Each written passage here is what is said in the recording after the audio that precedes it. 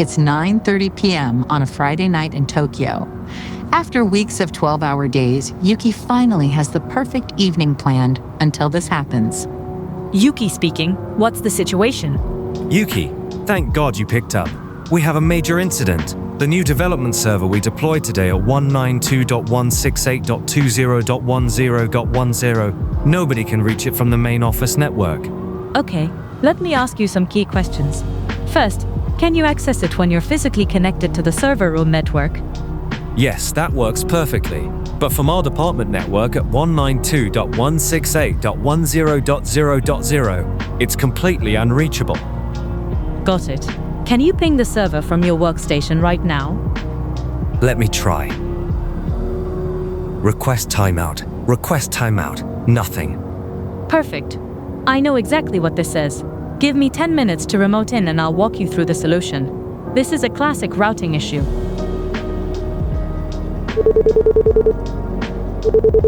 Hi Sarah, this is Yuki. I need to update you on our network connectivity issue.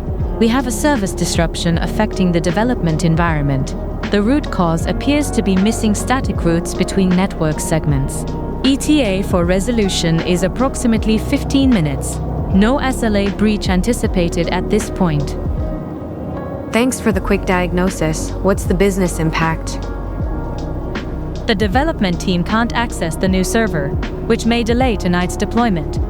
However, production services remain fully operational. Okay, keep me posted, and send me a quick summary via text for the record. Will do. Sending it now. Okay, let the office show you the most common connectivity problem in enterprise networks, and how to fix it. Okay. Many network problems that seem complex at first glance often trace back to a simple configuration mistake, a human error. Let me show you how mastering this fundamental concept will empower you to solve the majority of connectivity issues you'll face in your career. Here's our scenario. We have two separate networks connected through routers. The office network at 192.168.10.0.24 and the server network at 192.168.20.0.24. First, let's check our host configuration. The Office PC has its default gateway set to 192.168.10.254. That's router 0. Of course, this server also needs a default gateway set for its own network to reply correctly. Now, let's see router 0's perspective. Let me explain the technical root cause using proper networking terminology. We have a routing table inconsistency between our layer 3 devices. The source router, router 0, lacks an next-hop entry for the destination network, 192.168.20.0.24. The ping test simply confirms this. And there's our problem. Let's break this down and fix it, one piece at a time. First, we need to tell router 0 where to send packets destined for the server network. We'll do this by adding a static route. Now I'm configuring a static route. With static routes, we achieve immediate convergence upon configuration. There's no waiting for protocol timers or neighbor relationships. The moment I hit enter, the route is active. So, router 0 now knows where to send packets, right?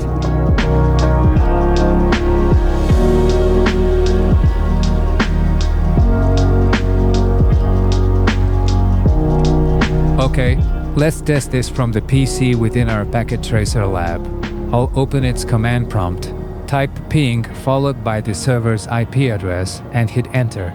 Let's see what happens after configuring our first static route. Still not working.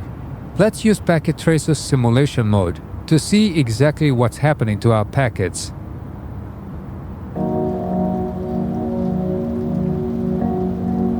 There's the problem. The ICPM reply dies at router 1 because it has no route back to 192.168.10.0.24. We need to establish bidirectional reachability between the network segments.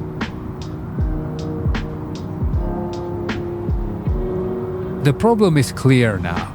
We need router 1 to know how to reach our office network.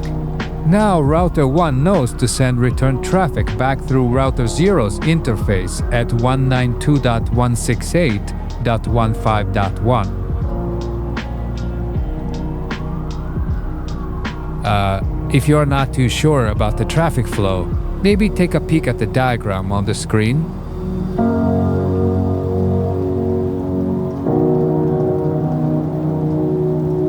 Perfect. Now we have complete bidirectional connectivity. Now let me show you the complete packet journey with both routes configured. Notice how the packet maintains the same source and destination IP addresses throughout the journey, but the MAC addresses change at each router hub. That's the difference between Layer 2 and Layer 3. Each network segment is like a different neighborhood. The IP address is your home address, it never changes, but the delivery truck changes at each neighborhood boundary. Many network problems that seem complex at first glance often trace back to a simple configuration mistake, a human error, just like this one. Mastering this fundamental concept of troubleshooting will empower you to solve the majority of connectivity issues you'll face in your career. Thanks for watching. See you next time.